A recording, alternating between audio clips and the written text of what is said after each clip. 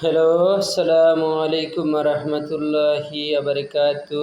ছোট বড় আমার যে ফ্যান ফলোয়ার আছেন ফেসবুকর সবাই লাগি, ইউটিউবর সবাই লাগি সালাম এবং দোয়া এবং ভালোবাসা রইল।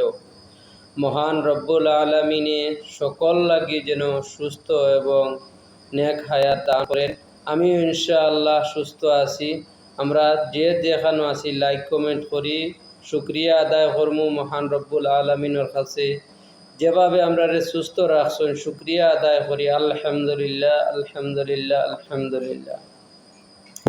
মানুষ এমন এক জিনিস পৃথিবীতে আল্লাহ তাআলা সৃষ্টি করছেন। সৃষ্টি করার পরে আমরা লাগি দুনিয়াত মহান রব্বুল আলমিনে পাঠাইছেন যে তানোর নাম লওয়ার লাগি এবং ঠিকমতো ইমান ইসলাম ঠিক করিয়া 5 ওয়াক্ত নামাজ আদায় করিয়া ইমান ইসলাম আমরা ঠিক করিয়া আবার যেন মহান রব্বুল আলমিনের কাছে ফিরিয়া দিতাম পারি। ক্ষণিকর লাগি আমরা দুনিয়াত পাঠাইছেন, কিন্তু আমরা দুনিয়াত নাম করার লাগি, নাম ফাটানির লাগি সেও খেওর মনে হরকা, সেও লাখ টাকা কোটি টাকা আছে মানুষরে দেখায়, একটা অনুষ্ঠান করে, এই করে সেই করে করিয়া মানুষরে প্রক্রিয়া পরনিন্দা করে, মানুষের লগে হিংসা করে। সেনেরে বা এটা কি দুনিয়া? আর কিছু টেকার লাগি মনে হরকা একে অন্যরে খুব জবর হিংসা নিন্দা। এই পৃথিবীটা খুব নিষ্ঠুর দুনিয়া।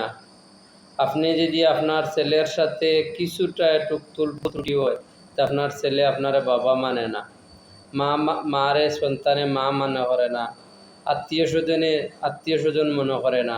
কিন্তু আমরা মহান রব্বুল আলমিনে যে আমরা সৃষ্টি করিয়া দুনিয়াত পাঠাইছেন, রব্বুল আলামিন তার নাম আলামিন এমনি না শব্দ।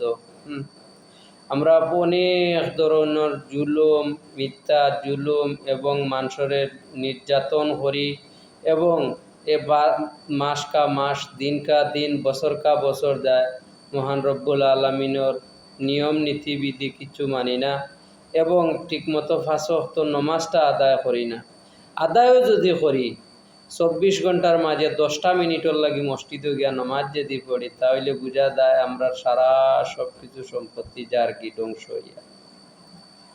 অনেকে দেখি সারা দিন 24 ঘন্টা কাজ করতে পারে, ওভারটাইম করতে, সব কিছু করতে পারে, কিন্তু মসজিদে যাইতে শিয়াল লইয়া মসজিদে গিয়া বইয়া নামাজ পড়ে।